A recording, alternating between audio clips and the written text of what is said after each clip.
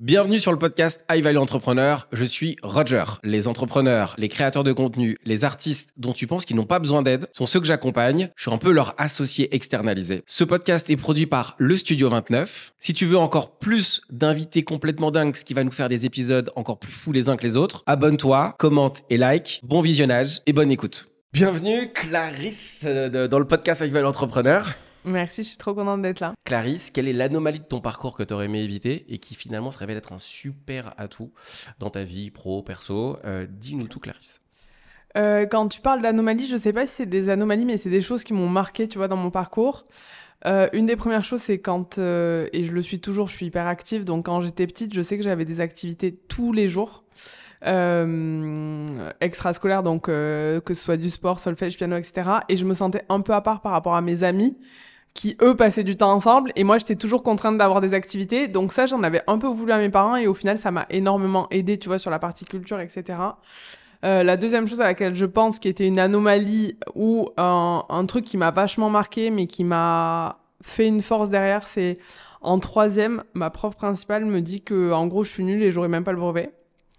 Et elle m'avait un peu traumatisée parce qu'elle m'avait mis un 4 en histoire géo alors qu'à la base j'étais quand même une bonne élève et ça m'avait un peu, tu vois, sur le moment hyper touchée, mais ça m'a donné la hargne et la rage de montrer que en fait j'allais y arriver, j'allais avoir des mentions, etc. Et maintenant je suis tout le temps comme ça, c'est-à-dire que plus tu me dis c'est impossible, plus je kiffe. Franchement. On va revenir sur tout ton parcours de où est-ce que tu étais, où est-ce que t'es venu. Et là, on va y aller. Tu disais que t'étais une petite fille qui hyper active. Tu le savais, on te l'a dit ou tu l'as appris avec le temps que t'étais hyper active? Mes parents, je pense qu'ils l'ont très vite vu.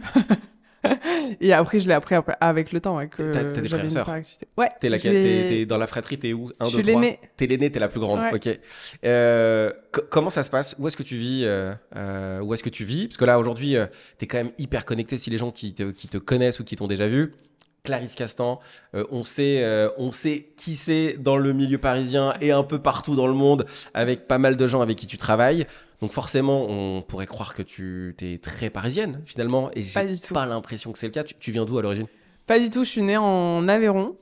J'ai grandi dans une ville, enfin en gros, je viens de Mont-Laur en Aveyron, où il y a 500 habitants. Donc c'est entre Toulouse et Montpellier. La première année de ma vie, je vis avec mon père là-bas et ma mère qui fait les allers-retours parce qu'elle bosse à Paris.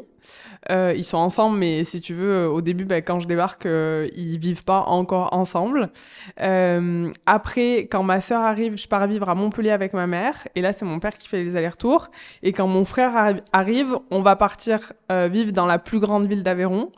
Où il doit y avoir environ, je pense, 30-35 000 habitants, tu vois, qui s'appelle Rodez. Okay. Et c'est là où j'ai fait collège, lycée. Et je suis partie de la maison, j'avais 17 ans après le lycée. Et c'est là où je suis partie à Toulouse et après à l'étranger. Mais j'ai fait toute mon enfance, tu vois, principalement en Aveyron, avec quelques années à Montpellier. Mais entre Rodez et Mont-Laur, qui était l'endroit où on allait tous les week-ends et toutes les vacances. Donc ouais, Paris, j'y suis arrivée il y a environ 7 ans. Je connaissais personne, globalement. Mais t'avais vocation à vouloir y aller quand t'étais plus jeune ou pas du tout, même pas? Genre tu t'es jamais dit je vais aller travailler J'ai toujours été attirée par Paris. Ok. Tu sais pourquoi? J'avais... Tu sais, depuis que je suis toute petite, j'étais passionnée par la mode et le luxe. Je voulais être styliste quand j'étais plus jeune. Et donc, je regardais toujours, tu vois, les défilés, les maisons. J'avais la chance de venir quand même de temps en temps à Paris parce que du côté maternel, j'avais mes grands-parents qui étaient en banlieue parisienne. Donc, je venais et ça me faisait toujours rêver. Et je savais qu'il y a un moment où j'allais venir, mais est-ce que c'était possible? Je savais pas.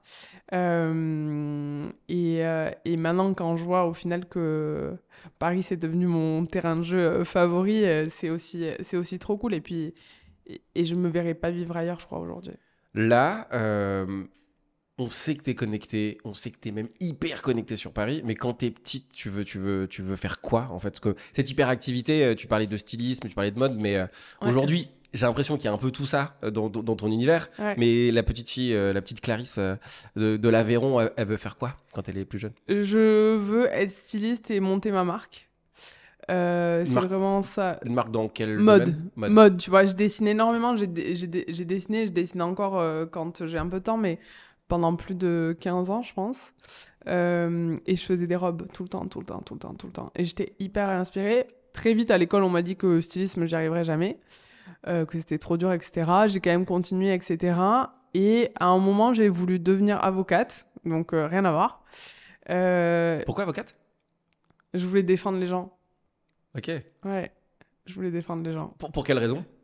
Je sais pas, je crois que j'ai toujours eu un problème avec l'injustice. Ma sœur a une maladie qui fait que elle a vécu des choses hyper difficiles. Elle a grandi, on va dire, avec pas mal d'écoles à l'hôpital. Et quand elle était à l'école, je me souviens qu'elle était toujours un peu à part, que les petits se foutaient de sa gueule parce que souvent elle prenait des traitements à la cortisone, du coup elle prenait du poids. Et ça me rendait ouf. Ça me rendait... Genre, je pense que c'est le truc qui m'a le plus atteint quand j'étais petite. Et donc, je pense que c'est de ce côté-là, tu vois, que j'ai développé ce truc-là. Donc, j'étais entre styliste avocate. Et après, quand je suis arrivée au lycée, je me suis dit que l'école de commerce, c'était sympa. Et tu vois, je fais un métier que j'aurais jamais imaginé. Je savais même pas que ça existait. Donc, c'est pour ça aussi, tu vois, ce qui est hyper important pour moi, pour les jeunes, que ce soit qui viennent dans l'agence ou auprès des écoles, de leur faire comprendre que il faut arrêter cette pression de en gros à 15 ans tu dois savoir ce que tu dois faire parce qu'il y a plein de métiers qu'on connaît pas et il n'y a pas que les métiers classiques entre guillemets qui existent, tu vois. Et surtout, alors, on en parlait avec un de nos invités qui était une de nos invitées il y a quelques jours, et surtout qu'elle parlait de ses enfants. Elle lui disait Tain, mais moi j'ai mon fils qui a 19 ans qui veut se barrer, qui veut arrêter l'école parce qu'il pense que ça y est, il a fait le tour. Et on en discutait, l'école te donne des bases, mais te donne pas les bases pour faire un métier potentiellement derrière, en plus, que tu vas pouvoir utiliser, à moins que tu veuilles devenir médecin, Ouais. architecte, où là, pour le coup, il faut des Bien bases. sûr, bien sûr. Mais aujourd'hui, tu peux très bien ne pas être bon à l'école et en plus réussir très très bien ce que tu vas faire. 100%, je pense que ça dépend de ce que toi tu fais de ton expérience, des opportunités aussi que tu saisis. Moi j'ai toujours, et c'est ce que j'essaye de dire, c'est toutes les expériences professionnelles que tu peux prendre, il faut les prendre et dès que possible. Et après, effectivement, il y a des métiers un peu plus classiques où tu es obligé, médecine, vétérinaire, pilote, Ouais. plombier, enfin boulanger, tu es obligé de passer par un cursus, parcours plus classique, entre guillemets. Le nôtre, en tout cas moi, le milieu dans lequel je travaille, il y a plein de choses que j'ai appris à l'école, il y a plein de choses que j'ai appris sur le terrain. Et je pense qu'il y a un truc qui fait partie de mon éducation depuis le début, c'est le savoir-être vs le savoir-faire qui est, dans mon milieu, plus important, je pense. On va revenir juste savoir pour t'as quel regard aujourd'hui sur ton enfance, parce que là tu nous parlais de ta sœur, t'es la première. T'as Ouais. quel regard sur ton enfance, ta famille? Je sais que c'est important. Ouais. Je sais que c'est super important. J'aimerais bien avoir ton voilà, qu'est-ce que tu penses Ouais. de cette vie du début en tout cas. Ma famille, c'est mon socle, en toute transparence. J'ai souvenir d'une enfance hyper heureuse où la porte de la maison, elle était toujours ouverte. Je me souviens, les étés, tu vois, on était entre 15 et 30 à table sur tous les repas. Mes potes, ils allaient manger chez moi, j'étais même pas là. Enfin, c'était vraiment open house tout le temps, tout le temps, tout le temps. Ça a été marqué aussi par des épisodes. On a eu cambriolage, incendie. Mon père est tombé très malade. On a cru qu'il allait décéder. Ma mère a eu le cancer. La maladie de ma sœur faisait que l'attention était autour d'elle et qu'on était tous quand même très très inquiets. Mais on se disait toujours qu'on était ensemble et que quoi qu'il arrive, tu vois, on allait passer les étapes. Et ça m'a montré aussi, tu vois, l'importance de la vie, que tout peut s'arrêter du jour au lendemain et qu'il y a aussi des gens qui ont beaucoup moins de chance que nous, tu vois. Donc globalement, enfance heureuse, je pense que c'est aussi pour ça que j'aime les gens parce qu'on a toujours eu énormément, énormément de monde à la maison. D'être hyper reconnaissante de tout ce que je peux vivre. Et ce côté aussi, tu vois, j'ai aucun problème à voyager ou à prendre les opportunités quand elles se présentent parce que nous, tous les week-ends, comme mon père et ma mère travaillaient à Rodez, mais que mon père, en parallèle de son job, il était maire du village parce que c'est hyper familial depuis des années, etc. Tous les week-ends, le vendredi soir, on partait à Mont-Laur et on rentrait le dimanche soir. Donc j'ai toujours, tu sais, l'habitude Un de peu en faire vadrouille. une petite valise, être en vadrouille, travailler dans la voiture. Je travaille de n'importe où, moi, j'ai aucun problème. Voilà, c'est ça mes souvenirs d'enfance, tu vois. Un regard super heureux, même si quand même il y a des pas, c'est pas facile, parce qu'il y a Ouais, quand même la maladie qui ouais. tourne autour quand même. Oui, mais je pense que quand j'étais petite, je m'en rendais pas compte. Ouais. Donc t'as quand même un regard quand même relativement heureux, même s'il y a la maladie qui tourne autour finalement. Ouais, mais je pense que j'en avais pas conscience à ce moment-là de que c'était pas quelque chose de normal ou que ça pouvait être grave, tu vois. Et on faisait juste face à la situation, il fallait gérer et c'était comme ça que on avançait. Et je pense que c'est aussi pour ça que tu vois que j'ai des engagements avec les associations parce que j'ai tellement vu ma sœur. C'est difficile quand t'es enfant de grandir un peu dans les hôpitaux. T'as pas forcément d'activité, même pour les proches, c'est hyper dur. Et c'est pour ça aujourd'hui, tu vois, que tu me vois avec l'association AIDA, avec Tout le monde contre le cancer. Parce que je me dis, si on peut faire un peu bouger les choses ou juste leur faire vivre aussi un peu des moments autres que le classique de l'hôpital, Parce que c'est important. quand on te connaît, moi je sais que c'est à quel point ça te tient à cœur Ouais, ce truc-là, mais et même dans la question du début, quelle est l'anomalie dont tu parles même pas que finalement t'as eu ta sœur qui a eu ça, tu disais ton père ouais. qui a eu comme la maladie. Il y a des gens, ce serait leur anomalie, tu vois. Genre toi, c'est-à-dire que ça n'a même pas été. En fait, t'as réussi à le Ah. transformer, j'ai l'impression, ou en quelque chose qui fait partie de ton quotidien, qui n'est pas grave, mais qui fait partie de ta vie Ouais. que tu transformes. Je me trompe en disant ça Non, ou... non, non, t'as raison. Pour moi, c'est même pas une anomalie. Et c'est vrai que la maladie a été hyper présente, que ce soit ma sœur, et c'est encore le cas aujourd'hui. Mon père, ma mère qui a eu quand même un cancer. Moi, j'ai fait des petits allers-retours à l'hôpital aussi pour mes poumons. Donc, mais tu vois, ça m'a jamais. Je me suis jamais dit c'est une faiblesse. Je me suis juste dit, ok, il y a ça qui arrive.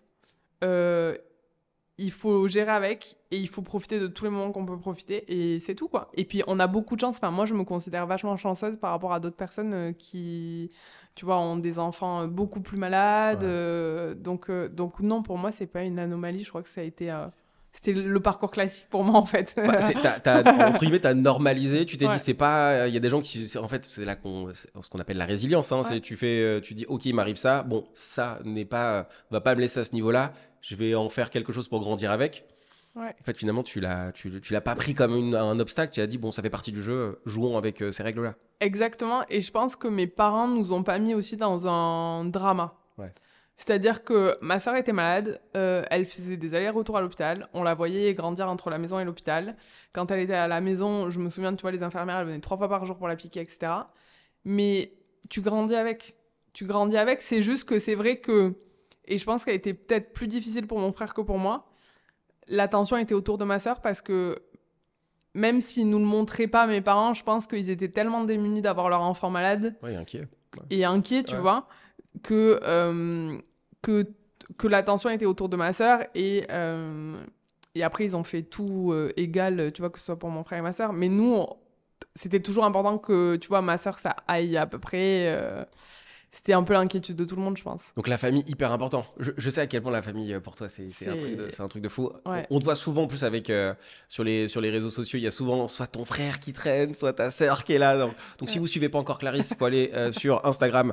Et ça va permettre de voir aussi que, tu vois, genre, il y a cette petite... Je suis content que tu partages ça. Ouais. T'en parles pas? Non, T'en parles pas non, souvent, non, parce que... j'en parle jamais. Ce qui est... T'es quand même dans un milieu où il y a de l'image, on va y venir, pour teaser un peu la suite, mais où presque tout paraît parfait.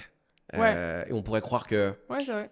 c'est à Clarisse tout réussi, Non, ouais. les choses se passent bien, elle enchaîne les victoires.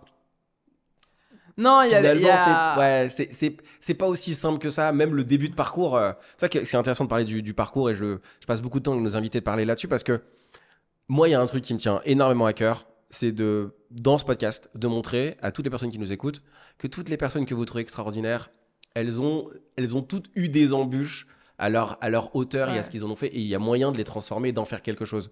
T'es encore une fois une personne qui prouve ça, que j'exagère en disant ça, c'est un peu, ça pourrait être le titre de cette vidéo, mais la petite fille de l'Aveyron qui travaille aujourd'hui, qui collabore avec des célébrités partout dans le monde. Ça, c'est un beau titre de film presque, tu vois. Ouais. Et on pourrait croire que ça a été facile et qu'il n'y a pas eu d'embûche, alors que pas du tout, voire même la maladie, tout le monde ne la vit pas et tout le monde n'est pas confronté à ça. Je pense que c'est intéressant que les gens se rendent compte aussi que c'est... C'est vrai que, tu vois, c'est des sujets dont je parle pas du tout. C'est des sujets que je montre aussi très peu sur les réseaux. Mais ouais, il y a encore un an, j'ouvre l'agence. Ma soeur, elle est hospitalisée pendant 3 semaines. J'arrête tous mes rendez-vous et je pars pendant 3 semaines à faire mes calls sur son lit d'hôpital. C'est vrai que pour mon frère et ma soeur, je suis capable de tout stopper très très vite. Ah bah, tu stops, mais tu arrives quand même à être performante. C'est ça qui est ouf. Bon, quand on te connaît, tu stops, mais les choses quand même continuent d'avancer. Parce que le travail, c'est ma thérapie, Ouais. tu vois. Parce que c'est ce qui me tient aussi. Parce que passer du temps à juste réfléchir à ce qui se passe vraiment, ça peut te bouffer aussi, tu vois. Tu sais qu'il y a énormément de gens qui sont venus dans le podcast qui nous ont dit exactement la même chose que toi. Ah ouais. Moi, je sais que ça a été ma thérapie. Et que ce sera toujours ma thérapie, en fait. Là, on va avancer sur la suite. Donc, cette petite fille qui veut devenir styliste, Ouais. la mode, avocate. Ouais. Finalement, t'es pas styliste, t'es pas avocate. Il s'est passé quoi? Il s'est passé quoi? Quand je suis au lycée, je suis une bonne élève. Je me souviens d'un rendez-vous entre mon père, le proviseur et moi, où ils sont sûrs et certains qu'il faut que je parte en prépa. Moi, je suis pas du tout chaude pour la prépa. Et au final, tu vois, quand tu fais les trucs, là, portes ouvertes, je tombe sur une école de commerce qui, à cette époque-là, je sais pas s'ils sont toujours premiers, mais qui est TBS, Toulouse Business School. Ils sont premiers sur le bachelor. Et je rentre à cette école. J'adore. Donc, je pars, j'ai 17 ans. J'arrive à Toulouse. Je fais la première année à Toulouse. Après, je pars en stage à Montpellier. Premier stage en vente Zadig et Voltaire. Pour tout te décrire. Après, je pars en études à Dublin pendant 1 an. Dublin Business School, trop bien pour l'anglais, horrible. Je déteste l'année là-bas, il fait moche. Le cliché de Dublin, quoi. Genre, Ouais, j'arrive pas du tout à me faire la culture. Vraiment, j'arrive pas à me faire... Dès que je peux, je pars à Londres, mais j'apprécie pas trop Londres non plus. Je rentre, je refais Toulouse pendant 6 mois. Après, je viens en stage à Paris. Donc là, c'est ma première expérience à Paris. J'adore. Dans une agence. Et en master, je passe les concours école de commerce pour au final rechoisir Toulouse. Et en fait, à Toulouse, il y avait un double diplôme avec l'Université Polytechnique de Catalogne. Donc, je pars pendant 2 ans à Barcelone, faire mon master là-bas. Et là, j'aime trop. C'est ouf, c'est vraiment ma ville de cœur. C'est juste que, professionnellement parlant, à Barcelone, tu vois, si j'étais basée là-bas, il y a quand même beaucoup moins d'opportunités qu'à Paris. En parlant d'embûches aussi, sur mon Master 2, il faut qu'on me paye l'école et du coup, je prends une alternance. Je galère à trouver une alternance. Je prends une alternance où je retourne à Rodez. Donc, tu vois, genre, la ville que j'ai quittée quand j'avais 17 ans. Ouais. Donc, pour moi, genre, hyper retour un peu dur dans une boîte dans laquelle je me plais pas du tout. Mais je passe 1 an à savoir la manager que je veux pas être.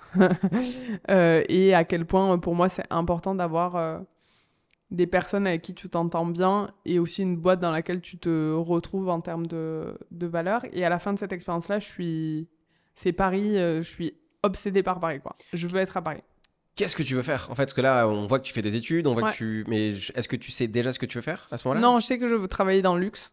Ça, c'est un truc qui est hyper important pour moi. En école de commerce, tu vois, toutes les options marketing du luxe, communication du luxe, à chaque fois, je les prenais. Donc, je savais que je voulais être dans cet univers-là, pardon. Que c'était mon rêve, tu vois, depuis toute petite, que je regardais toutes ces maisons-là. Et je veux être dans un grand groupe. Tu me diras, c'est trop bizarre, Clarisse, au final, tu as atterri chez Accor. En toute transparence, j'ai envoyé 150 CV. J'ai eu un oui d'une maison de luxe, mais j'ai eu cette intuition d'aller chez Accor parce que l'échange que j'avais eu avec ma manager, qui a été ma manager pendant 1 an et demi, j'ai eu vraiment un feeling que j'avais pas eu dans la maison de luxe. Et j'ai pleuré pendant 3 jours d'avoir dit non à la maison de luxe en me disant c'était le rêve de ma vie.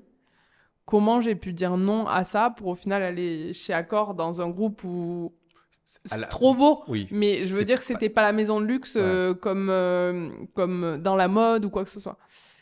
Et au final, pour avoir aucun regret, mais quand je me revois genre sur ces 3 jours à dire à mon père que j'ai fait la plus grosse connerie de ma vie alors que c'était mon rêve de petite fille, tu vois comme quoi au final tout arrive pour une raison. Tu peux nous expliquer pourquoi c'est si important pour toi, ce monde du luxe? Parce que là, on va parler de ce que tu fais aujourd'hui, mais tu arrives à t'expliquer pourquoi ce domaine du luxe c'est important et pourquoi ça a autant attiré ton attention?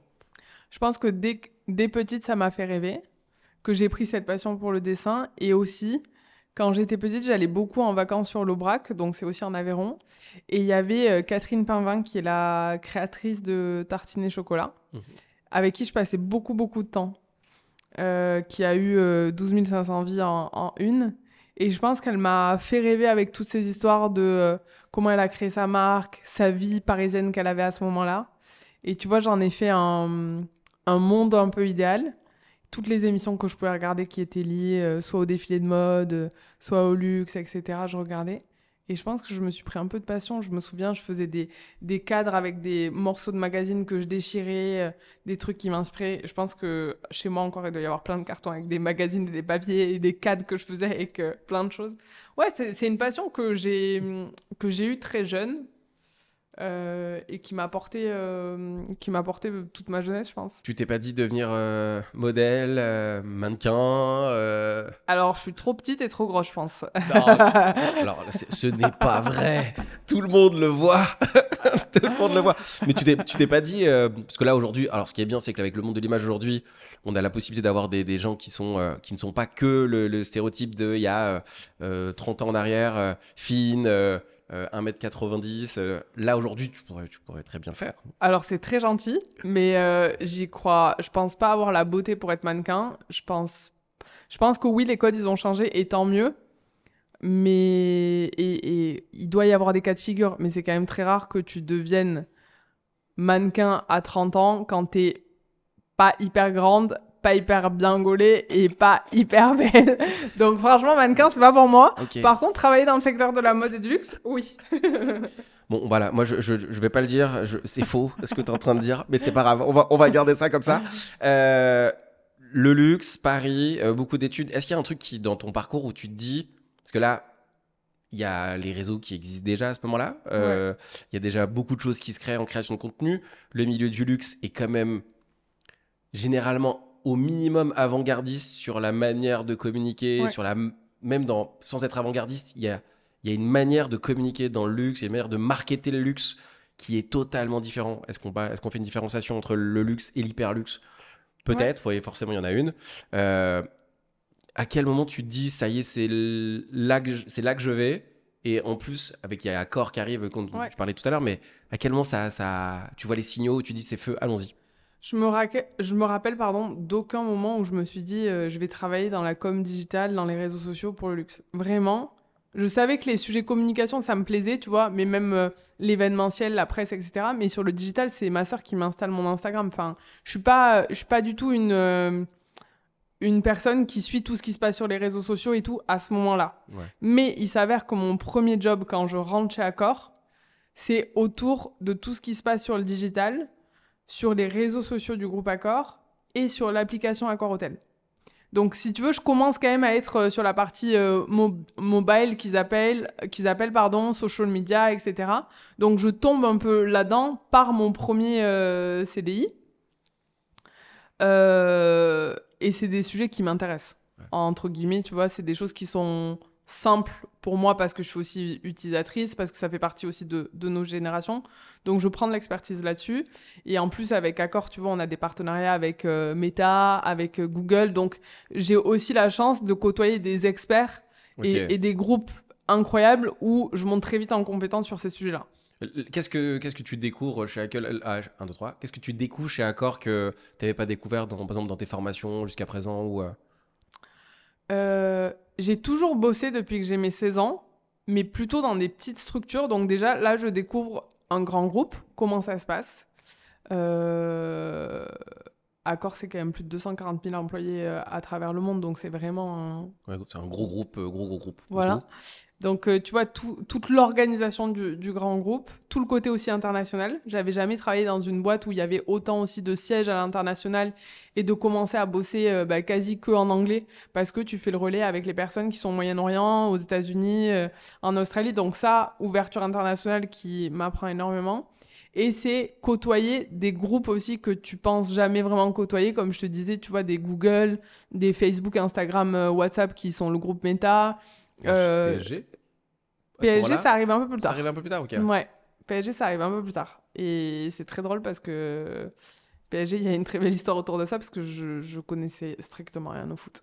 En fait, ce qui est drôle, c'est que Alors, il y a beaucoup de gens aujourd'hui qui ont l'impression de maîtriser les réseaux sociaux, qui voudraient le faire. Toi, à l'origine, Non. pas plus que ça, en plus que ça. Et tu rentres dans un groupe international dont l'enjeu, c'est le développement. Qu'est-ce qui fait que parce qu'en fait, aujourd'hui, tu n'es plus chez Accor. Ouais. Chez Accor. Qu'est-ce qui fait que tu performes à ce moment-là? Genre, comment on peut expliquer ça? Je pense que j'avance très vite, que je travaille beaucoup, que tout ce que je peux apprendre, c'est-à-dire que, tu vois, t'as des meetings par rapport aux missions que t'as, mais tu rencontres des gens. Et moi, dès que je pouvais aussi passer du temps avec ces gens-là, que ce soit un moment informel autour d'un déjeuner, en fait, de me nourrir de leur parcours, de leur expérience, de leur savoir-faire, pour moi, c'est la prolongation de l'école, mais dans la vie réelle, de me dire, en fait, tous les gens qui m'entourent, qui ont beaucoup plus d'expérience que moi, je vais me nourrir de ça pour être hyper performante dans mon travail, parce que je savais que ma carrière, ce serait important, et je savais que, même si je me l'avouais pas, je savais déjà que mon objectif de vie, c'était être PDG d'un grand groupe à ce moment-là, tu vois. J'ai l'impression que cette hyperactivité, quand tu étais... C'est un peu la force que tu as pu déployer chez Accor. En fait, tu travailles plus que les autres, Ouais. finalement. Ouais. J'ai plein de défauts, mais je travaille plus que les autres. Ça, c'est sûr. Tu penses que ça vient de cette histoire un peu... Alors, hyperactivité, ou en tout cas de ton parcours, ou alors tu t'es dit de toute façon que j'ai pas le choix de le faire? J'ai une vraie force de travail, ça c'est vrai. Et même à l'école, tu vois, je me souviens que je saoulais tout le monde de ma famille dans la voiture parce que avant mes examens ou avant les concours, je m'enregistrais. Et les trajets en voiture, tu sais, on faisait des allers-retours encore. On mettait ça à la radio parce qu'on m'écoutait réciter mes leçons, etc. Enfin, j'étais une malade. Donc, j'ai une vraie force de travail. J'ai été aussi éduquée dans un contexte où, pour moi, être performant, mon père nous a toujours dit le travail, c'est important. Je veux pas que vous soyez premier de la classe, mais les notes, c'est hyper important. Mon premier boulot, je l'ai à 16 ans et tous les étés, on travaille dans les restaurants et on apprend, entre guillemets, la valeur du travail. Donc, le travail, pour moi, c'est un truc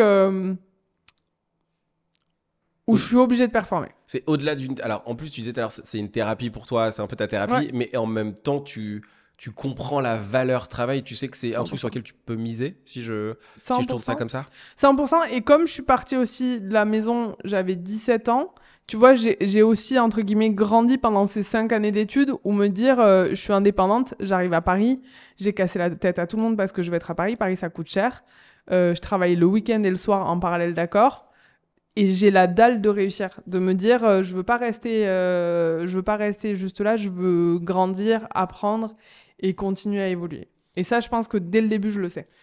On va aller sur un sujet forcé qui est aujourd'hui, j'ai l'impression que ce que tu dis, en fait, ce qui est très intéressant de ce que moi je vois avec les gens que j'accompagne avec qui je bosse, tous les gens avec qui je bosse ont ce discours-là d'avoir travaillé plus, d'aller plus loin, de surdélivrer, c'est un peu ça. Ouais. Mon entreprise s'appelle High Value Entrepreneur, justement parce que le fait d'être high value, de donner plus, de surdélivrer, j'ai l'impression que c'est une des constantes qui fait que les gens réussissent, mais il y a aussi beaucoup de personnes aujourd'hui qui le font pas et qui pensent que ça va être facile ou que aujourd'hui tout peut être beaucoup plus facile. Est-ce que tu as le même constat qu'aujourd'hui les gens peut-être vont peut-être moins chercher ça, moins la difficulté ou pas du tout? Je pense qu'il y a beaucoup de bonnes choses sur les réseaux sociaux, mais il y a aussi ce côté un peu négatif et c'est aussi, tu vois, dans mes prises de parole auprès des jeunes talents, de se dire, si tu travailles pas vraiment pour, tu n'y arriveras pas, dans le sens où, moi, les premières années, je restais parfois jusqu'à 2-3 heures du matin au travail, hein. Je faisais du call center à côté et le week-end, j'étais en resto. J'allais pas du tout au bar avec mes potes. Et c'était chiant. Et il y a plein de fois où, genre, mes potes, ils me disaient, mais t'es trop bizarre. Mais moi, j'ai pas eu, entre guillemets, des périodes juniors chez Accor où, genre, j'allais kiffer avec tous les jeunes de la boîte. Ça, c'est pas vrai, ce serait mentir, tu vois. Ouais. Mais à côté de ça, j'ai bossé, j'ai réussi à évoluer. Et donc, pour moi, il y a le facteur travail, il y a le facteur des personnes que tu rencontres et qui te font confiance, pour qui moi j'ai une reconnaissance éternelle parce qu'ils ont cru en moi et ils m'ont donné de la force. Les personnes aussi qui m'ont mis des bâtons dans les roues parce que je pense qu'ils m'ont aussi donné beaucoup de force de se dire « Ok, toi tu penses que je suis une merde et que je vais jamais réussir, je vais te montrer que je vais y arriver. » Et il y a aussi un facteur chance. Je pense que j'ai aussi eu à certains moments des personnes que j'ai rencontrées parce que j'ai eu de la chance et que j'ai saisi l'opportunité et que je me suis dit, j'ai jamais calculé, mais je me suis toujours dit, prends tout ce que tu peux avoir en opportunité et tu verras ce que ça donne par la suite. Et encore aujourd'hui, tu vois, ça marche. Jamais de ma vie, je pensais monter ma boîte. Hein. Jamais de ma vie. Et genre, tu m'aurais dit, même il y a 1 an et demi, allez, 2 ans, que j'allais monter une boîte, je t'aurais dit, mais jamais de la vie. C'est pas fait pour moi. Moi, je suis grand groupe. Mon rêve, c'est d'être PDG d'un grand groupe. Je suis sur ce process-là. Ça arrivera dans 20 ans peut-être, mais c'est ce que je veux, quoi. Là, on va alors, parce que là, aujourd'hui, t'es entrepreneur, Ouais. t'as ta boîte, Ouais. peut-être potentiellement PDG d'un grand groupe avec Ginger et Limon dans quelques années. En tout cas, je te le souhaite. Si on revient sur Accor, qu'est-ce que tu retiens de cette expérience chez Accor? Et en fait, parce qu'en fait, aujourd'hui, en tout cas, au moment où moi, je te connais, et même un peu dans ton personal branding, il y a le mot accord qui revient de temps en temps quand Bien même. sûr. Et donc, j'ai l'impression que ça reste un pilier, mais qu'est-ce qui fait que tu y es resté tant d'années et qu'est-ce qui a fait que tu en es parti? On va en parler juste après. Accor, c'est une maison dans laquelle j'ai énormément appris, pour laquelle j'ai une reconnaissance éternelle en toute transparence, notamment pour le PDG du groupe qui est Sébastien Bazin. Ils m'ont donné ma chance. Je suis rentrée, j'avais postulé sur le site internet. J'étais junior. J'ai été très vite repérée par la direction. Je suis devenue directrice de cabinet. Après, ils m'ont donné mon propre département. Tu vois, où au final, j'ai fait un peu l'intrapreneur sans vraiment le savoir, mais avec du recul maintenant, où j'ai monté le département, où j'ai recruté les gens, où on avait des objectifs, etc. Et puis, au bout de 7 ans, tu commences à te dire, OK, tu as atteint un niveau qui est déjà incroyable, où je commençais à m'installer dans ma zone de confort. Et je pense que je suis une personne de challenge avec... Quand j'ai un peu ouvert les yeux, je voyais toutes les opportunités qu'il y avait autour. Je me faisais beaucoup, beaucoup chasser. Et puis le réseau que j'avais réussi à créer sans aucune arrière-pensée derrière me sollicitait en mode « Clarisse, on aimerait bien travailler avec toi, que ce soit sur l'image ou des marques qui me demandaient pour des événements, etc. » Et quand je pars en humanitaire en Afrique, sur les 3 semaines, je commence vraiment, vraiment à avoir cette réflexion. Et après, une fois que tu as le déclic, je pense que c'est difficile de revenir en arrière. Là, si on revient là-dessus, parce qu'il y a un des trucs il y a plein de gens qui sont salariés et qui veulent devenir entrepreneurs. J'ai fait ça, j'étais steward, t'étais dans un grand, t'étais chez Accor. Je pense que la meilleure façon de savoir si tu peux être un bon entrepreneur, en tout cas c'est comme ça que je le vois, c'est d'être un hyper bon salarié et de savoir que genre t'es une pépite pour toi, par ton expérience, parce que tu vas vivre. C'est un peu ce que tu as fait, et c'est un peu ce que j'ai fait aussi également quand je bossais chez Transavia. Je savais que j'étais un très bon chef de cabine et que de toute façon, ça allait stagner et que pour les gens qui sont salariés et qui veulent devenir entrepreneurs, la meilleure manière de savoir, ce que je dis très souvent aux gens, c'est deviens un excellent salarié. Parce qu'en fait, être un excellent salarié, pour de vrai, c'est les minimums syndicaux que tu attendras des gens quand tu vas travailler avec des gens et tu vas adorer trouver des gens comme toi, gens qui disent que je vais être entrepreneur, je vais me la couler douce, entre guillemets, je vais avoir mes horaires à moi. Vous allez travailler 2 fois plus, vous allez avoir 2 fois plus de contraintes, ça va avoir plus de sens pour vous. Mais si déjà vous n'êtes pas un bon salarié, en tout cas, personne qui s'implique, je vous annonce, entrepreneur, ça va être horrible à vivre parce que t'as pas d'autre choix en fait que de surdélivrer quand t'es entrepreneur. C'est soit ça, parce que là ton salaire il tombe pas tous les mois. Donc je pense que c'est aussi cool de pouvoir dire aux gens que ceux qui veulent devenir entrepreneur, si vous n'êtes pas bon salarié, mauvaise nouvelle, ça se trouve vous allez être de très mauvais entrepreneurs. 100% d'accord avec toi. Et toi, là, pour le coup, t'as été une super salariée, une pépite pour eux. Ils devaient être dégoûtés que tu partes. Effectivement, ça n'avait pas été évident En fait, j'étais hyper angoissée justement quand je suis allée parler au PDG pour lui dire que j'allais quitter la maison. Bon, pour créer ta boîte, pour le coup. Pour créer ma boîte. Ouais. Parce que c'était en mode... et c'est une personne, tu vois, qui sera toujours hyper importante pour moi. Parce que quand je suis rentrée dans le groupe, c'est quelqu'un vraiment... Et je me souviens des juniors qui étaient avec moi qui me disaient « Mais t'es malade ». Je le prenais en photo dès qu'on le voyait, tu vois, en conférence ou des choses comme ça. Pour moi, c'était un modèle et c'est toujours un modèle. Mais j'ai eu la chance aussi de travailler avec lui. Donc, quand je vais lui dire, avec la relation qu'on a créée, avec la confiance qu'il m'a donnée, avec tout ce que j'ai appris aussi à ses côtés et avec aussi tout son entourage professionnel, de dire « Ok, maintenant je veux quitter la maison », tu vois, j'avais vraiment peur qu'ils me disent... qu'ils le prennent hyper mal. Et au début, il m'a dit « Non, tu pars pas ». C'est pas envisageable. T'as 29 ans, tu vas pas aller monter ta boîte. Ta boîte, tu la monteras plus tard. Moi, j'ai besoin de toi sur plein d'enjeux, etc. Et après, il me connaît très bien dans le sens où il sait que quand j'ai quelque chose en tête, c'était décidé. Et j'ai la chance de continuer à travailler sur certains sujets avec le groupe, tu vois. Donc, ça a été la meilleure sortie possible où en fait on est en très bon terme et on continue à faire des choses ensemble. Et tu vois, demain, je fais un événement pour un de leurs hôtels. Bah, j'ai l'impression que c'est une sorte de mentor. En fait, Oui, tu l'as oui. pris. En fait, il Ouais, t'a donné ouais. ta chance et en même temps, 100%. il t'a accompagné dans ta progression. Il t'a donné ta chance. Et en plus de ça, bon, bah, c'est là où il est hyper intelligent. C'est il a aussi compris que de toute façon, on peut pas retenir les gens indéfiniment. On peut pas retenir les gens et moi, ils savent à quel point j'aime ce groupe, à quel point j'ai traité ce groupe quand j'y étais comme si c'était ma boîte, en étant obsédée de créer de la valeur pour le groupe et pour les marques de ce groupe, qu'il sait que tout ce que je pourrais faire pour aider le groupe, je le ferai. Que ce soit faire bénéficier de mon réseau, faire des passerelles avec des marques avec lesquelles on travaille, etc. J'aurai toujours ce réflexe de dire « Ah, ça peut être bien pour Accor. » Ah, tu vois ? Ouais. Donc ouais, ça a été... Le plus dur pour moi, ça a été de quitter mon équipe parce que j'étais hyper attachée.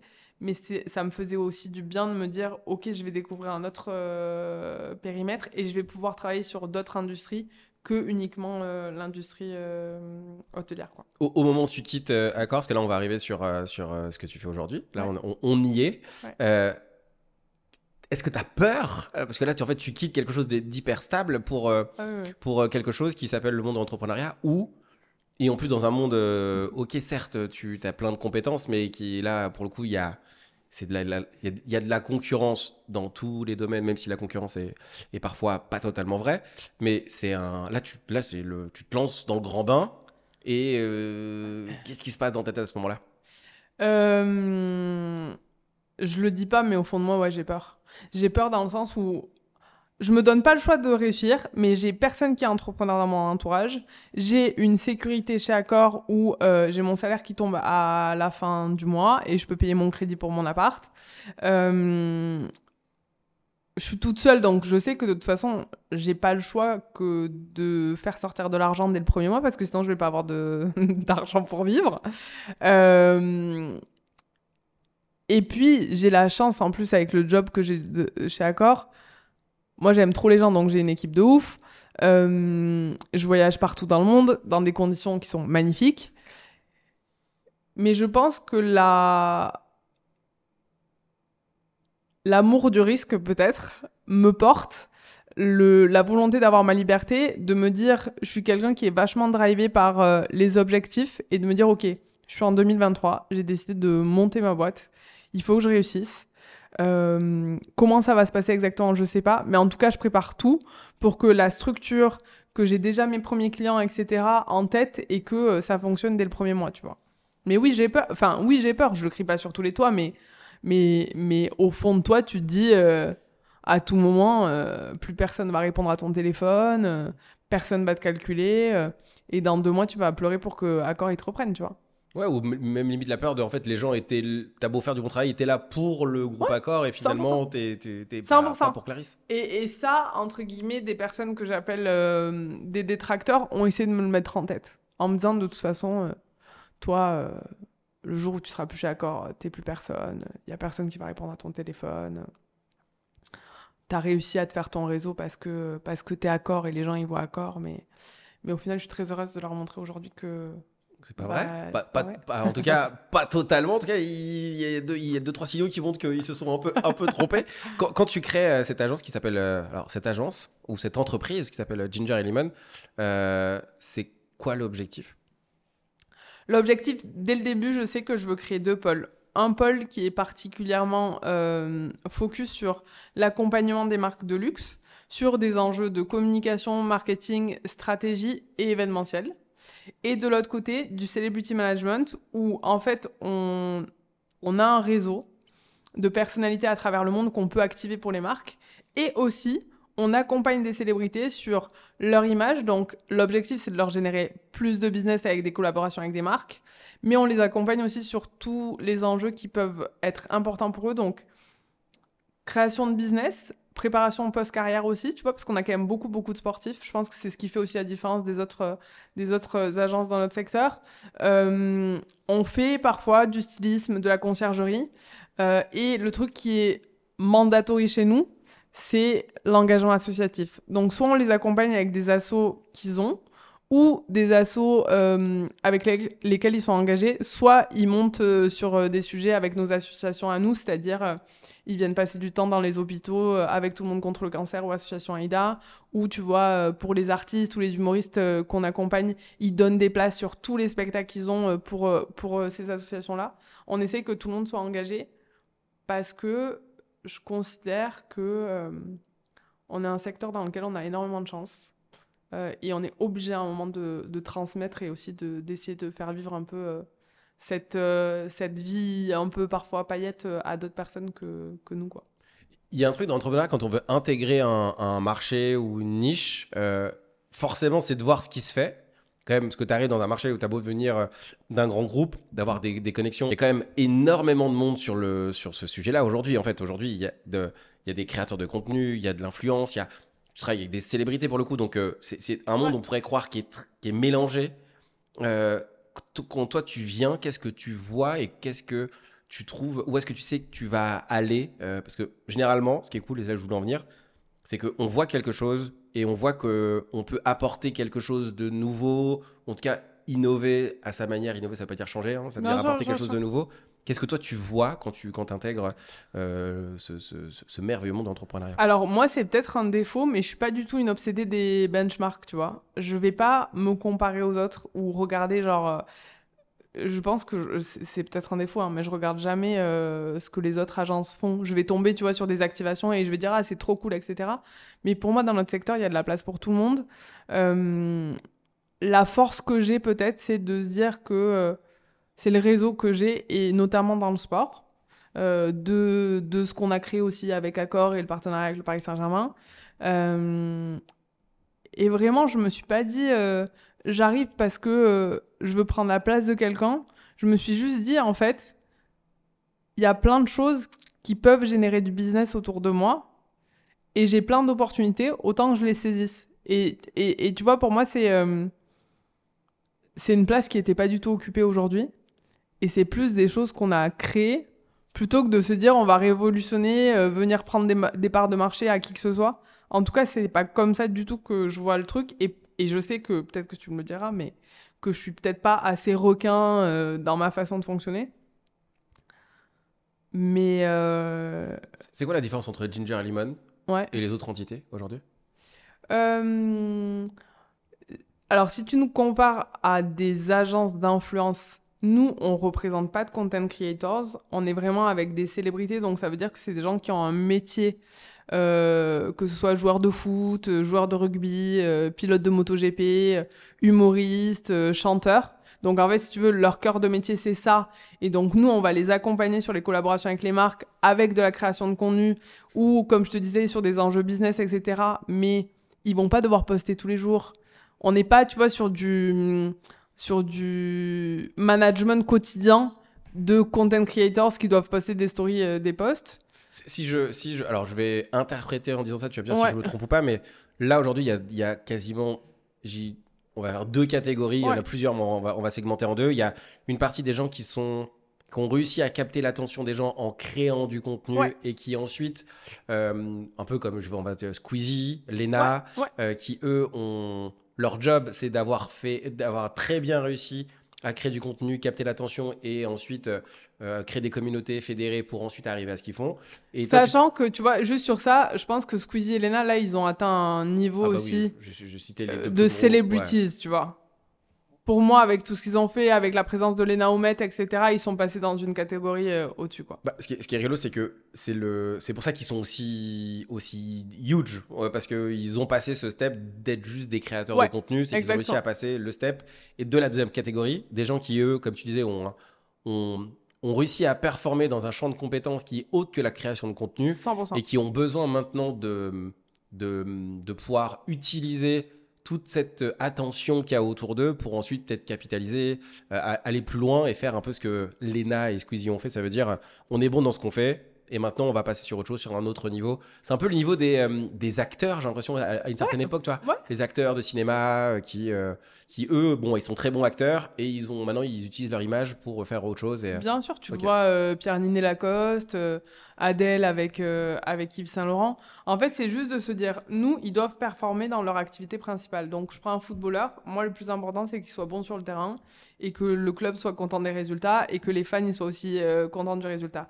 Mais à côté de ça, ils ont des communautés hyper engagées, ils ont une puissance internationale, donc il y a un intérêt business pour les marques, tu vois. Donc ça, c'est notre principal objectif de se dire, on peut générer du business avec des marques et en plus de ça, ça peut être beau pour leur image. Deuxième chose, c'est comment on prépare la suite. Donc, comment, avec aujourd'hui l'argent qu'ils ont, peut-être on réinvestit ou on monte des business ou on fait des choses aussi très simples, basiques avant d'investir sur des choses, mais tu vois, que ce soit de l'immobilier ou acheter des actions ou des choses un peu plus simples. Cet engagement associatif, qui est aussi hyper important. Ça fait partie de l'ADN, même limite. Ça fait totalement partie de l'ADN de Exactement. Ouais. Et après, tous les à côté, entre guillemets, comme je te disais, conciergerie, stylisme, parce que c'est des gens qui sont tellement entourés par des gens qui sont là par intérêt et très peu pour leur intérêt, que quand ils te font confiance sur quelque chose, ils ont tendance à te faire confiance sur tout. Ouais. Et nous, l'idée, c'est de se dire, on va tout faire pour vous soulager, pour que ce sur quoi vous vous concentriez, c'est votre carrière sportive, ou carrière dans l'humour, ou carrière dans la musique, et que en gros votre temps off vous le passiez avec ce qui vous fait plaisir avec vos proches, vos familles, et nous on vous sollicite très peu, mais par contre quand on vous sollicite c'est que c'est pertinent et que c'est important et que la marque avec laquelle on va collaborer ça a fait sens quoi. C'est une des raisons pour laquelle je pense quand on s'est vu la première fois que ça a fité aussi bien. En fait, on fait la même chose, pas sur les mêmes endroits. En fait, moi, j'ai ce rôle d'associé externalisé avec les gens avec qui on bosse, cette personne de confiance en shadow. Toi, tu es sur la partie, comment transformer leur image, ou en tout cas, comment les aider à capitaliser sur ce qu'ils ont pu créer dans un premier temps pour ensuite aller beaucoup plus loin et pourquoi pas en faire un job. Je sais pas si je ça pour le coup, mais est-ce que tu peux nous donner des noms de personnes avec qui tu bosses? Est-ce qu'il y a alors, par exemple, moi, il y a des gens, 95% des gens, je peux pas dire avec qui je bosse. Non, mais il y en a quelques-uns qui sont connus, qu'on connaît, qu'on a en commun pour le coup. Mais est-ce qu'il y a des noms que tu peux nous donner? En vrai, j'aime pas trop faire du name dropping. Ouais, je sais. Et je pense que tu vois, si les gens ils vont voir sur Ginger, ils vont voir les talents qui sont dans notre écosystème. Et en plus, il y a aussi des talents pour lesquels on bosse, sur lesquels moi je partage pas, mais qu'on accompagne aussi en off. Ce que je peux dire, c'est qu'on est beaucoup quand même sur l'univers du sport. Ouais. Foot, rugby, MotoGP, basket, athlé, humour, mode. Mode, on a beaucoup de talents mecs en fait. On n'a que 3 talents féminins sur la mode. Et on a quelques artistes aussi dans la musique. Et on est approché là sur le cinéma. C'est pas un endroit où j'ai beaucoup d'expertise, donc on verra, tu vois, si on y va ou si on n'y va pas. Mais voilà que tu vois l'écosystème. Tu vois. En fait, on a un truc en commun. Je vais te poser cette question parce que je sais que ça va être intéressant d'avoir ta réponse. Moi, je sais qu'on m'a énormément reproché de ne pas faire du name dropping. En tout cas, on m'a dit, mais Roger, mec, tu bosses avec ces gens-là. Ouais. Personne ne sait que tu bosses avec. En fait, ça se sait. J'ai fait un truc il n'y a pas très longtemps. On a regardé tous les gens avec qui je travaille. J'ai pas une énorme communauté sur les réseaux sociaux. Pourquoi ? Parce que pendant des années, j'étais en shadow. Justement, je voulais pas que ça se sache. Et la plupart des gens, selon l'écosystème dans lequel je travaille, ils me connaissent selon une certaine type de personnalité. Et on m'a dit, mais mec, Roger, pourquoi t'as pas fait du name dropping mec, genre, si les gens savaient avec qui tu bossais, genre, t'aurais des trucs encore plus huge. Mais il y a un truc qui est quand même intéressant de dire, c'est que si ce truc-là était beaucoup plus public, je pourrais presque plus bosser avec ces gens-là et il y aura un truc de valeur qui disparaît.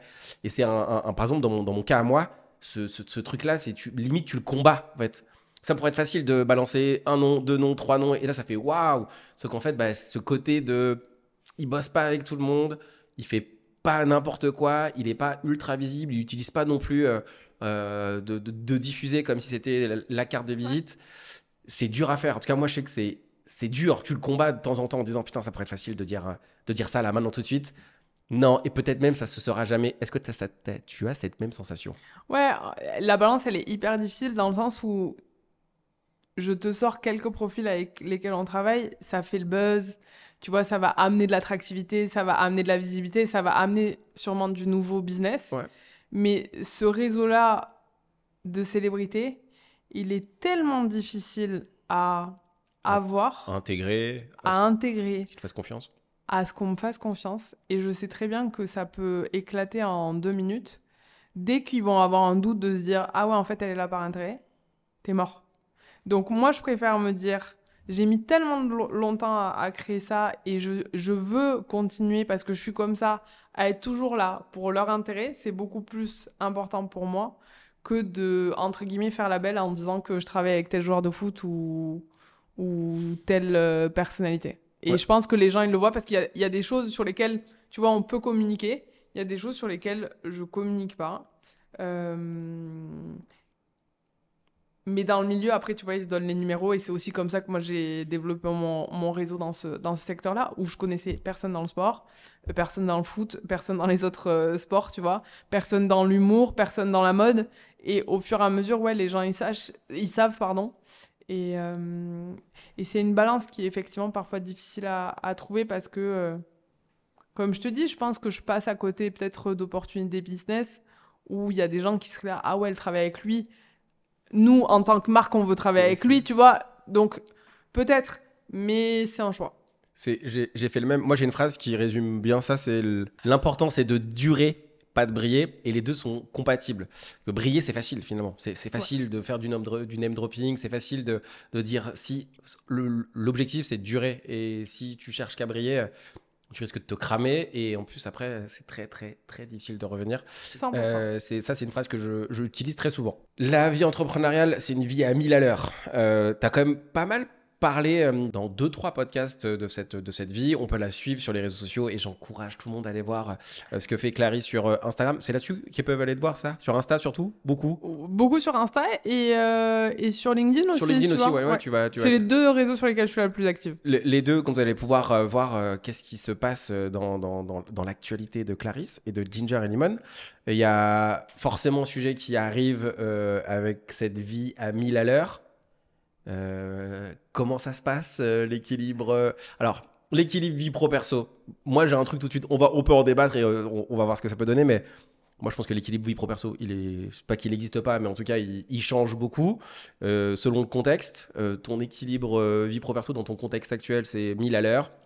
Beaucoup au téléphone, beaucoup d'urgences, des imprévus, les uns plus gros que les autres au fur et à mesure, une équipe à gérer. Ça se passe comment tu fais pour garder l'équilibre? Moi, je suis complètement d'accord avec toi sur le fait que, encore plus quand t'es entrepreneur, vie pro, perso, de trouver un équilibre, une balance dont tout le monde te parle, ça n'existe pas. Il faut juste savoir définir tes priorités. Trouver des choses aussi qui te font tenir sur le long terme. Moi, il y a le sport, tu vois, typiquement. Ça m'aide beaucoup. Dès que je suis très fatiguée aussi, je rentre en Aveyron et je passe du temps avec ma famille. Ce qui me tient aussi énormément, c'est le temps que je passe avec les associations. Ouais. On m'a beaucoup répété que j'allais faire un burn-out, que à 30 ans, c'était urgent que je me trouve un mec, que je fasse des enfants. Tu vois, c'est des choses que, même si tu te blindes, tu les prends quand même dans la gueule. Au final, moi, je me dis, j'ai énormément de chance de travailler sur des sujets dont je suis passionnée. Mon focus, c'était que ma boîte, déjà, la première année, ça se passe très bien, de monter une équipe. Là, c'est de continuer à ce que la boîte, elle fonctionne, de tenir sur le long terme. Et tout est question de priorité. C'est-à-dire que moi, demain, je sais que si je rencontre, tu vois, la bonne personne, je suis capable de partir, de couper pendant 24 heures, de partir au bout du monde s'il faut partir au bout du monde. Si j'ai des enfants demain, je sais très bien que j'aurai une organisation autour de moi qui fera que je passerai du temps avec mes enfants et que je travaillerai à côté. Je suis hyper active. Donc, tu vois, c'est une question de balance et de priorité. Quand je dois être avec mon frère et ma sœur, je suis avec mon frère et ma sœur. Quand je dois avoir des moments, entre guillemets, pour les gens que j'aime profondément, je les passe aussi. Après, c'est vrai que ma boîte, c'est prenant. Je suis connectée tous les jours de l'année. J'ai jamais de vrais jours off. Les talents avec qui je travaille, c'est des gens pour qui je travaille pour leur succès, donc je les aime aussi profondément. Donc il y en a beaucoup aussi qui font partie de mes amis. Donc dire qu'un jour j'arriverai à avoir du 9h à 18h au bureau et le reste pour ma vie de famille, c'est impossible. Et c'est pas comme ça que je serai heureuse. Je le sais. C'est surtout que Tu vois. si on revient en fait selon les contextes, là tu es dans un contexte où il faut être en mode rush. Ouais. Et que là il faut travailler énormément, il faut donner beaucoup d'énergie. Et on revient à ce que tu disais, on parlait quand on parlait d'un salariat, tu dois être une pépite. Bon, ça veut dire peut-être ne pas compter tes heures, pas partir à 9h, pas partir à 17h, donner plus. Parce que de toute façon, là tu es en plein dedans dans ce développement. 100%. Faut que tu donnes beaucoup de temps. Donc limite ton équilibre là, il est dans le fait de donner beaucoup de temps au fait de créer et d'aller où est-ce que tu veux avec Ginger et Libon. J'ai l'impression que c'est à peu près ça en fait finalement ton équilibre actuel. Ouais, 100%. C'est de tout éclater. En tout cas, c'est de continuer à progresser. Et si tu veux, sur la partie marque, autant on peut avoir entre guillemets des horaires assez classiques et c'est hyper actif du lundi au vendredi, autant sur la partie talent, tu vois, mes artistes, c'est souvent des gens qui vivent la nuit, qui vont au studio la nuit, donc c'est des horaires un peu différents. On travaille aussi à l'international, donc tu vois, c'est des horaires qui sont aussi différents. Mes sportifs, je sais que tu vois, jour de match, je peux pas leur parler, mais souvent quand ils ont gagné après match, je peux leur demander tout ce que je veux sur tous les sujets, tu vois, qu'on a abordés. Donc c'est aussi s'adapter aussi en fonction de ces profils-là. Et du coup, oui, le samedi et le dimanche, moi je travaille. Le soir tard, je peux être amenée à travailler. Mais c'est pas quelque chose qui me dérange, tu vois. Je pense que c'est peut-être un poids qu'on nous met en se disant ouais, c'est abusé d'avoir ce rythme-là. Moi, je suis OK avec ce rythme-là. Hein. Ouais, en fait, ce qui est intéressant, c'est en fait si le contexte de rush te va et que ça a du sens, il y a tout ce qui passe de la création de sens. Hein. La création de sens, c'est aimer ce que tu fais, tu sens que tu progresses, tu sens que tu contribues et tu crois que tu vas arriver à atteindre des résultats complètement dingues. J'ai l'impression qu'on est en plein dedans. 100%. Ça a du sens pour toi. 100%. Et encore une fois, je pense qu'on est chacun maître de nos vies. Donc, en fait, on donne la priorité là où on veut donner la priorité. Et comme je le dis, quand j'ai envie de prendre du temps pour moi, je peux prendre du temps pour moi. Quand j'ai envie d'aller au sport à 10h du matin parce que hier soir, je peux le faire. Mais après, c'est à moi de décider de se dire qu'à ce moment-là, j'ai pas un rendez-vous client. Et du coup, potentiellement, je passe à côté d'une opportunité business ou que, j'en sais rien, jeudi, vendredi, je décide de partir à Ibiza pour être avec mes potes. C'est des choix. C'est des choix qu'il faut après assumer. C'est tout. On bosse quasiment pas avec les mêmes personnes, mais pas loin. On s'est pas encore croisés dans des events où vrai. Toi t'étais là et moi j'étais là. Il y en a un où t'étais à la Cigale. Moi j'y étais, je crois 4 semaines avant. C'est vrai. J'ai vu la photo, j'ai fait on était au même endroit. Il y a 4 semaines, j'étais pile assis où t'étais assise. J'étais là, j'étais pile là. Je me dis on va se croiser peut-être un moment au même endroit. On arrive sur la fin du podcast. Et pour terminer le podcast, la dernière question que je pose, c'est qu'est-ce que tu aimerais que les gens retiennent de notre échange ? Qu'est-ce que j'aimerais qu'ils retiennent Je pense c'est de croire en soi, même si c'est pas toujours évident, tu vois, en fonction des personnes aussi auxquelles tu fais face. Que les réseaux sociaux, c'est uniquement l'image qu'on veut donner et que moi, aujourd'hui, j'en suis là et j'ai encore énormément de chemin à faire. Mais il y a eu plein de fois où ça a été très dur, où je me suis retrouvée face à moi-même, où je suis restée très tard au bureau, où j'ai craqué parce que je sentais que, tu vois, je me sentais hyper seule, que je me sentais pas dans les normes ou dans les cadres. Et le dernier truc, parce que c'est depuis mon enfance et ça revient énormément en ce moment, de se dire vraiment qu'on n'a qu'une vie. Et donc, moi, je suis dans l'excès là-dessus, je le sais. Mais prenez toutes les opportunités où à chaque fois que votre intuition vous dit il faut le faire, faites-le parce que il vaut mieux pas avoir des regrets, quoi. Eh bien, écoute, on terminera ce podcast sur cette phrase. Merci infiniment. Merci, Clarisse. c'était trop cool. Je te dis très très vite. On se À très vite. À très vite. Merci, Roger. J'espère que cet épisode t'a plu. Si toi aussi tu as envie de passer de entrepreneur à high value entrepreneur, tous les liens sont dans la description. N'hésite pas à me contacter, tu vas voir, on va pouvoir faire des trucs de dingue et peut-être que tu auras des choses à raconter aussi passionnantes que l'entrepreneur que tu viens de voir. On se retrouve au prochain épisode. Merci et à très vite.